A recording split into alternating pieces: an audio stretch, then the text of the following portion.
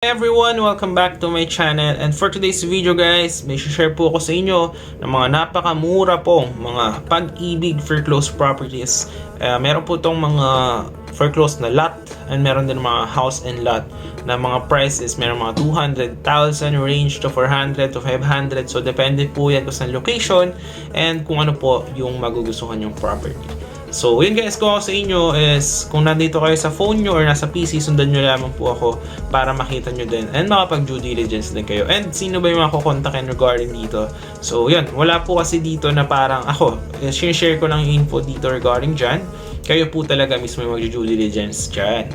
Pero syempre, ito, info na to is pag sinundan nyo, mas madali nyo nang magagawa yung pagbili ng property. Actually, kayang-kaya naman, no? Basta, example to, mga mura kasi to for closed properties. Just make an effort. Kasi, at the end of the day, sulit naman po yung effort kapag na-purchase mo yung property at the price na affordable. Di ba?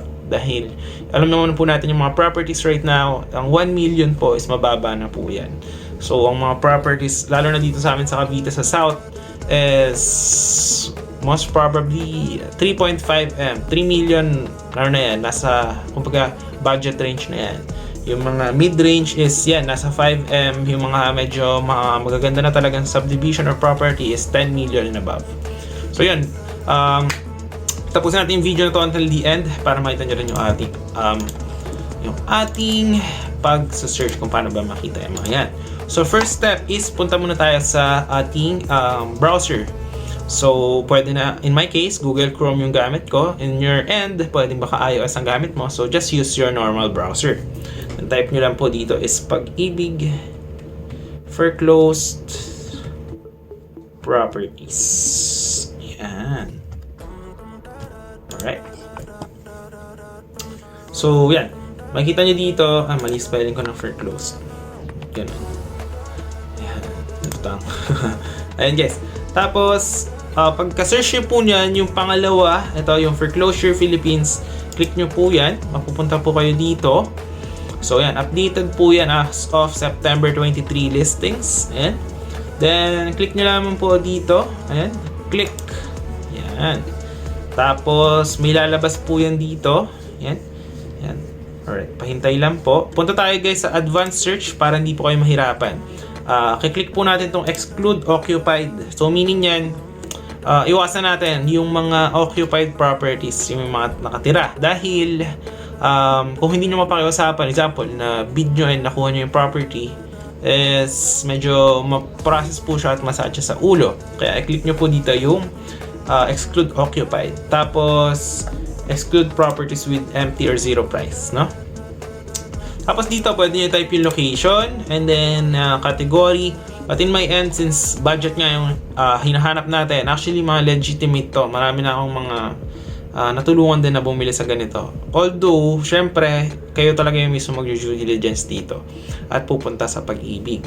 So yan, gawin natin dahil budget range nga hinahanap natin. Gawin natin up to 500,000, yung maximum na budget. So, click nyo lang yung search dito. Okay? Para makita nyo yung mga budget range na pasok. So, yan.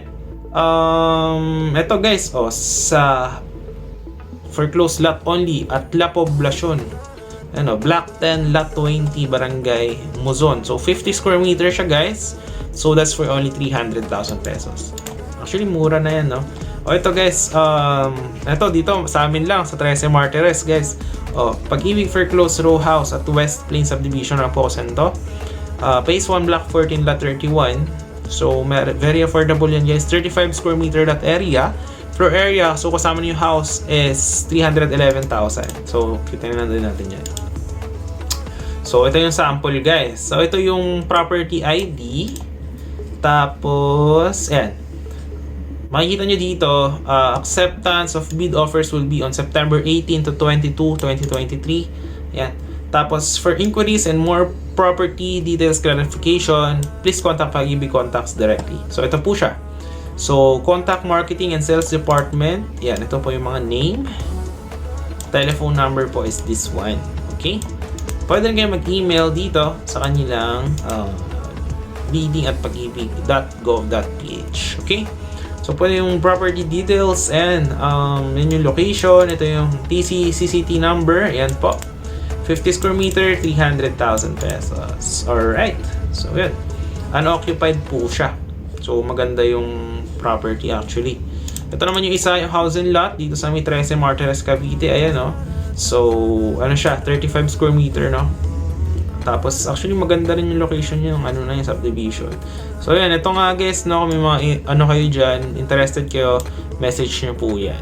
Yung mga nakalagay po sa screen.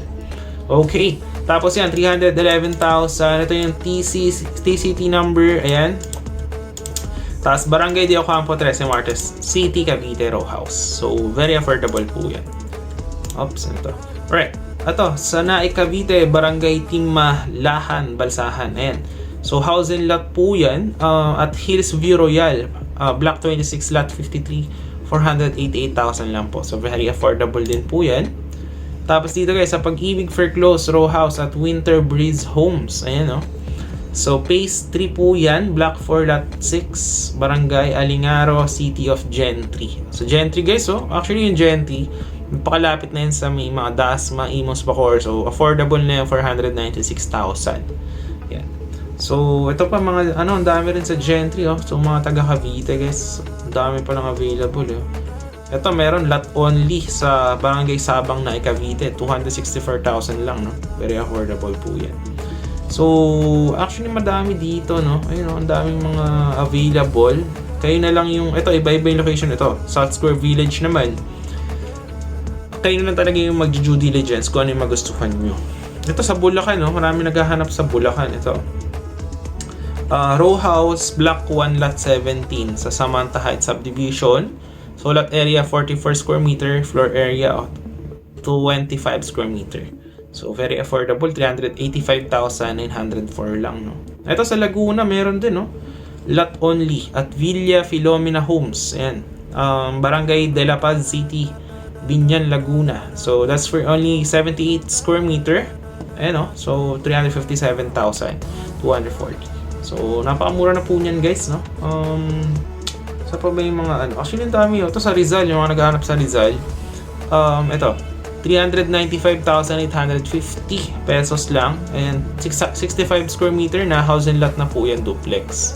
So, actually, affordable yan, no? Mura na yan. So, sa Bulacan, ito meron din, Cavite. Actually, marami dito, guys. Kayo na lang din yung mag-check kung ano yung mga... Ito, mura, guys. 198,000 lang. Pag-ibig, lot only at Fiji Subdivision sa Barangay San Agustin, Poblacion, 13 Martires, Cavite. For public auction on September 11 to 15. Ayan, 198,000 lang. Meron ka ng 100 square meter na lang. So, actually, murang-mura po yan, no? Ito sa Caris Homes, ito alam ko kung saan to. Lot only guys, 53 square meter to 55,000 lang. Ayan. So, yun, napakadami pang ibang mga properties dito guys. Mga Cavite, Rizal, Bulacan, Pampanga, Batangas. So, yun, kailangan nyo lang po talaga mag-search kung ano ba yung properties na hinahanap nyo. So yun, at least kahit pa paano na give ko yung info kung paano po maghahanap ng mga properties regarding this one. So yan, example guys, may nagustuhan po kayo dyan, kontakin nyo po yung mga nando sa screen and then make your own due diligence po at pumunta kayo sa Pag-ibig nyo para mapag-bid kayo ng ano. Yung may sasobre po kasi yan, so yan, mag-accept sila ng bid offers. Kapag naman po hindi na-accept yung inyong bid, is refundable naman po yan. So yan, good luck po sa inyo, sana makakuha kayo ng mga ano nyo, Pag-ibig na fair close properties. Dahil ako nakakuha na rin ako niyang before. Talagang just put an effort kasi nga hindi naman like unang bid mo panalo agad, diba? So just explore nyo lang kung ano yung kung ano yung bibigay sa inyo ni Lord na property, diba? Regarding dito sa mga to. So yun guys, kung nandito ako pa sa huli, maraming salamat sa panonood and hope nakatulong ako sa inyo. And yun, kung nagustuhan nyo, kindly hit the thumbs up. Please share na rin to other people. And syempre, huwag makalimutan i-subscribe yung ating channel and hit the notification bell para sa mga next upcoming videos po natin. So yun guys, once again, this is John Kurich and see you po on the next vlogs and God bless po sa ating lahat. Bye bye!